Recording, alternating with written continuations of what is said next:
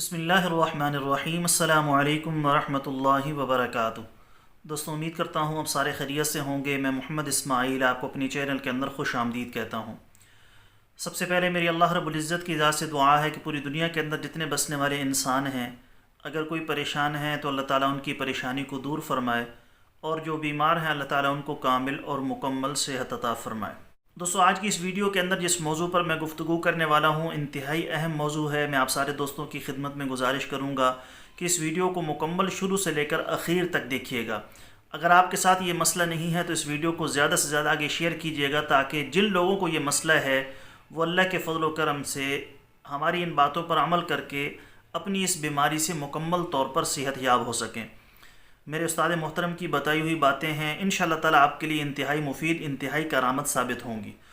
تو جس موضوع پر ہم گفتگو کرنے والے ہیں وہ موضوع ہے کہ سردی کے اندر یا سخت سردی کے اندر ہاتھ پاؤں کا سوج جانا، پھر وہاں پر خارش کی کیفیت پیدا ہونا، ہاتھ پاؤں کا پھٹ جانا یا ایڑیوں کا پھٹ جانا، یہ کس وجہ سے ہوتا ہے، اس کی وجوہات اور اسباب کیا ہیں، کس مزاج کے اندر یہ ہوتا ہے اور اس کو کیسے دور کرنا ہے، اس کا غذائی اور بہترین قسم کا دوائی علاج کیا ہے، انشاءاللہ تعالیٰ آج کی اس ویڈیو کے اندر میں آپ کو ڈیٹیل کے ساتھ بتانے والا ہوں۔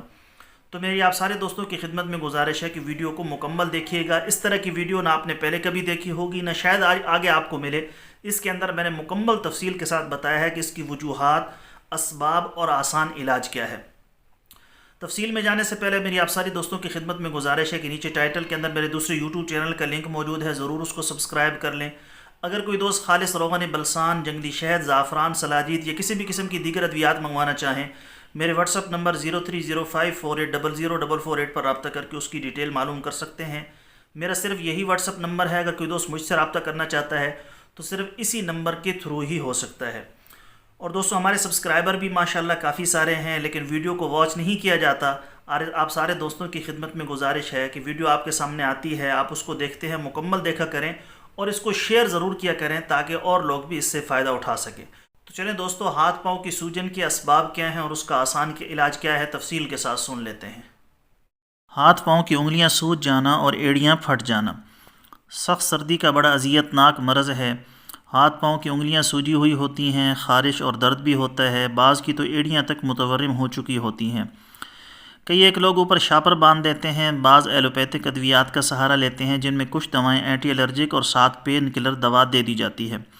وقتی طور پر سہارا مل جاتا ہے، لیکن ادویات کا اثر ختم ہونے پر دوبارہ تکلیف شروع ہو جاتی ہے۔ اب جہاں تک اس کی علامات کا تعلق ہے تو یہ مرض گرمیوں میں کیوں نہیں ہوتا؟ اگر پوچھا جائے تو جواب نفی کے اندر ملتا ہے، بس یہ علامت صرف سردی اور بعض اوقات تری کی زیادتی سے ہو جایا کرتی ہے۔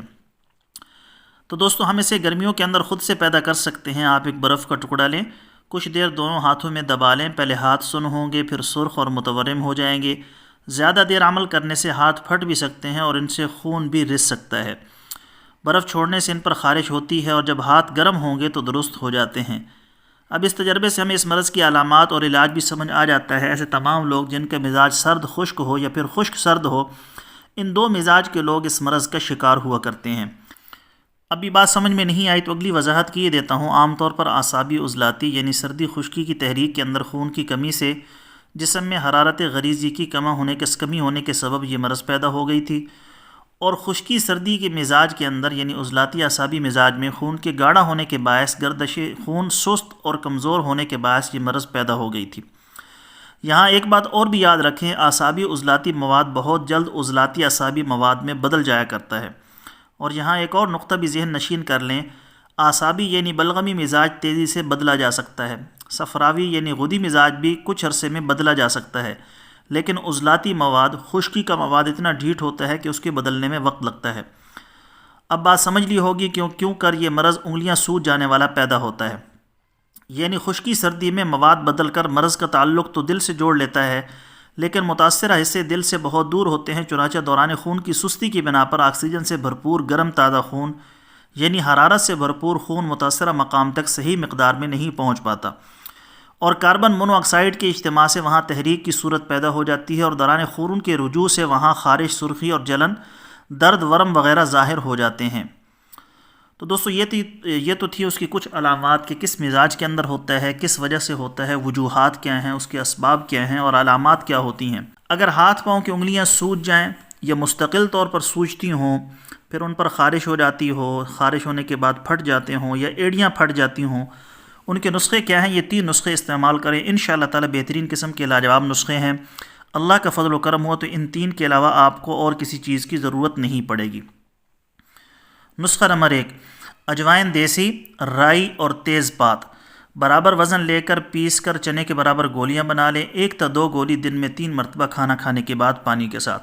نسخہ نمبر 2، تارا میرا 10 گرام، اجوائن دیسی 10 گرام، بابچی 10 گرام، گندھک آملہ سار 30 گرام، پیس کر چنے کے برابر گولیاں بنا لیں، 1 تا 2 گولی دن میں 3 مرتبہ کھانا کھانے کے بعد پانی کے ساتھ۔ نسخہ نمبر 3، سونڈ 30 گرام، نوشادر ٹھیکری 40 گرام، ریوند خطائی 30 گرام، سرامکی 40 گرام، کالی مرچ 10 گرام، ہلدی 40 گرام۔ اس کو پیس کر چنے کے برابر گولیاں بنا لیں، 1 تا 2 گولی دن میں 3 مرتبہ کھانا کھانے کے بعد پانی کے ساتھ استعمال کریں۔ ان دواؤں کے ساتھ ہی انشاءاللہ تعالی دن میں آپ نے جب ان کو دواؤں کو استعمال کریں تو ساتھ میں دن میں رات میں سوتے وقت نمک ملے گرم پانی میں کم سے کم 15 منٹ ہاتھ اور پاؤں رکھیں۔ اس کے بعد جب وہ خشک ہو جائیں، خشک کر کے گرم تیل کی مالش کریں، سرسوں کا تیل تھوڑا سا گرم کر کے جسم کی مالش کریں، زیتون کے تیل سے بھی کر سکتے ہیں۔ دستانے اور جرابیں پہن لیں، یہی کام بوقت صبح بھی کریں تو اور اچھا رہے گا۔ اگر ان چیزوں پر دوستو آپ عمل کریں گے، سب سے پہلے میں نے آپ کو علامات بتا دی کہ وجہ کیا ہوتی ہے، اور یہ جو نسخے بتائے یہ آپ کے مزاج کو بدلیں گے۔ جیسے ہی مزاج بدلے گا، جسم کے اندر حرارت غریزی قائم ہوگی تو خود بخود اللہ کے فضل و کرم سے آپ کا یہ مسئلہ مکمل طور پر حل ہو جائے گا۔ ویسے یہ جو نسخہ جات میں نے آپ کو بتائے ہیں یہ آپ کے معدے کے لیے بھی انتہائی کارآمد ہیں، انتہائی مفید ہیں۔ وہ لوگ جن کو گیس کا مسئلہ ہو، قبض کا مسئلہ ہو یا دیگر جو مسائل ہیں معدے کے، اس کے لیے بھی یہ نسخہ جات بہترین قسم کے نسخے ہیں، اور معدے کے مسائل کے اندر بھی ان کو کام کے اندر لایا جا سکتا ہے۔ دوستو یہ تھی ہماری آج کی ویڈیو، امید ہے آپ کو پسند آئی ہوگی۔ پسند آئے تو لائک اور شیئر ضرور کریں، چینل کو سبسکرائب کریں۔ کل ایک نئی ویڈیو کے ساتھ میں آپ کی خدمت میں حاضر ہوں گا۔ اجازت دیجیے، شکریہ، السلام علیکم ورحمۃ اللہ وبرکاتہ۔